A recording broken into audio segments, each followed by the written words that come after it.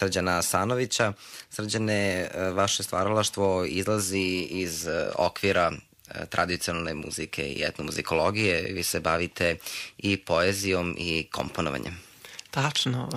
Eto, kao i svi stvaraoci, i ja imam tu neku potrebu da povezujem razne umetničke grane, jer smatram da je umetnost jedna kompleksna duhovna tvorevina i da jedan umetnik treba da istražuje razne umetničke oblasti da bi mogao u potpunosti da se ispolji. Pa tako pišem poeziju koja je eto tako na nekoj granici između ekspresionizma i nadrealizma. To je prosto moj način da kažem nešto što ne bih mogao u običnom nekom govoru da iskažem, već imam potrebu da sve ono što se u meni taloži, taj jedan materijal koji ja volim da kažem dolazi iz nekog paralelnog sveta, da to stavim prosto, da to kroz poeziju iznesem, dakle da dam jedan uzvišeniji vid tog mog, onoga što želim da kažem. Dakle, ne kroz običan govor, nego kroz poeziju koja je uzvišeni vid zapravo ova ploćenja. A što se tiče kompozicije, izuzetno volim da komponujem, posebno volim da pišem klavirske minijature u kojima često se oslanjam na određene motive iz srpskih tradicionalnih pesama. Takođe, veoma me inspiriše marimba kao instrument za koji sam takođe pisao muziku. Zatim, pisao sam muziku i za tamburaške ansamble. Evo sada na ovom festivalu Lisidersko srce, festivalu dečje tamburaške muzike, eto, osvojio sam i 3. mesto kao kompozitor. Pisao sam muziku na stih, odnosno na poeziju Jovana Jovanića Zmaja, a prošle godine sam pisao na stih, odnosno poeziju Desanke Maksimović. Tako da je to još jedan vid mog ispoljavanja umetnosti. I u kompozicijama vi se bazirate na tradicionalnoj pesmi. Tradicionalna pesma, odnosno njihova interpretacija je prisutna i u umetničkoj muzici Kornelija Stankovića, ali i umetničkoj muzici Erika Satija, koju ste izvodili na Exitu, čini mi se, prošle godine. Jeste, na Exit festivalu, na inicijativu velike naše pijanistkinje i velikog stručnjaka za novu muziku Branke Parlić, mi smo izveli kompoziciju Erika Satija na Exitu, koja je trajala ceo dan i celu noć i onda se ujutru negde završila. I tu je bilo mnogo izvođača, a eto, moja malenkost, zatim velika naša kompozitorka i svestrana umetnica Jasmina Mina Mitrušić i pijanistkinja Nataša Penezić, mi smo pokušali da damo neko svoje viđenje tog motiva koje je Erik Satie ostavio, da se ponavlja, tako da kažem, ceo dan, celu noć do sutra ujutru i prosto to bi trebao da izvodi jedan čovek na klaviru, ali smo mi to pokušali da prosto da to izvodi više ljudi, tako, kako bismo uspeli taj progres i ceo taj vremenski raspon da pokrijemo, tako da smo imali priliku i da Eriku Satiju damo jednu notu, tako da kažem, primesu jednu tradicionalne muzike, jer sam ja tu temu izvodio na način tradicionalnog pevanja, što je bilo izuzetno interesantno. Ljudi su bili potpuno fascinirani takvim načinom interpretacije, do sada to nisu imali priliku da čuju. Srđane, želim vam mnogo uspeha u daljim istraživanjima u vezi sa tradicionalnom muzikom, naravno i u interpretacijama. Zahvaljujem vam se što ste bili gost Dnevnika muzičke omladine i da za kraj ovog razgovora, to je razgovor da uobličimo opet pesmom. Ja želim i vama još jednom da se zahvalim na svemu i na vašoj posvećenosti, što ovako divno uređujete i vodite ovu emisiju. A sada ćemo čuti pesmu koja je, ja sam siguran, svima dobro poznata. To je srpska pesma sa Kosova i Metohije koja se zove Karanfil se na put sprema.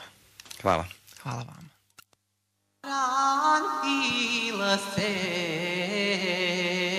na put sprema i peva,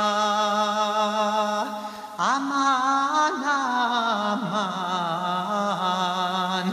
na put sprema i peva, a draga mu konja sedla i plače. aman, aman, konja sedla i plače. Karanfile,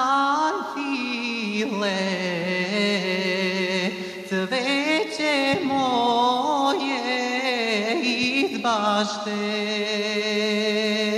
aman, aman, cveće moje iz bašte. Ti odlaziš, mene mladu ostavljaš, aman, aman, mene mladu ostavljaš.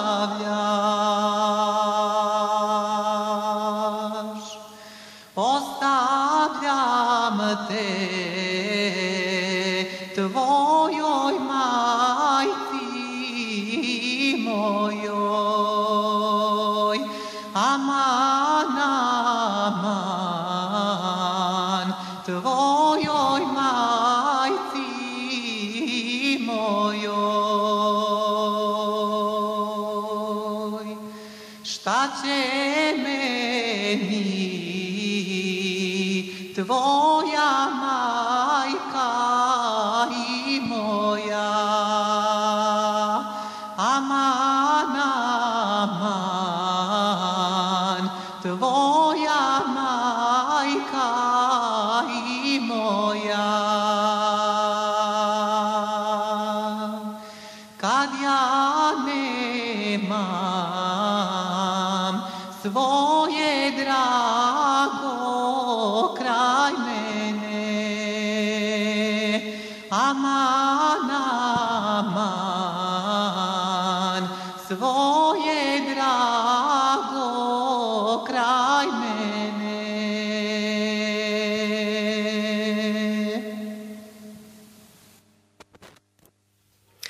Bila je to tradicionalna pesma sa Kosova i Metohije. Karanfil se na put sprema u interpretaciji Srđana Sanovića, etnomuzikologa, koji je govorio u ovoj emisiji o svom viđenju srpske tradicionalne pesme i njenoj duhovnoj dimenziji. Da vas podsjetim da je Srđan sa koleginicom, pijanistkinjom Bojanom Popović u petak veče održao koncert sa delima za glas i klavir srpskog kompozitora Kornelija Stankovića. Koncert je bio u svečanoj sali Muzičke škole Isidor Bajić. To je zapravo bio još jedan od brojnih koncerata kojim je ova škola obeležila 100-godišnjicu svog postojanja. A nakon jednog stoleća ova institucija može da se pohvali visokim rangom na mapi evropskih i svetskih škola, ne samo zato što je članica Unije evropskih muzičkih škola, nego i zato što je organizator jednog od sada već vodećih svetskih pijanističkih takmičenja koje nosi ime Isidora Bajića. Nadamo se da će taj renome dostići i takmičenje koje predstoji ove sedmice. Naime, drugo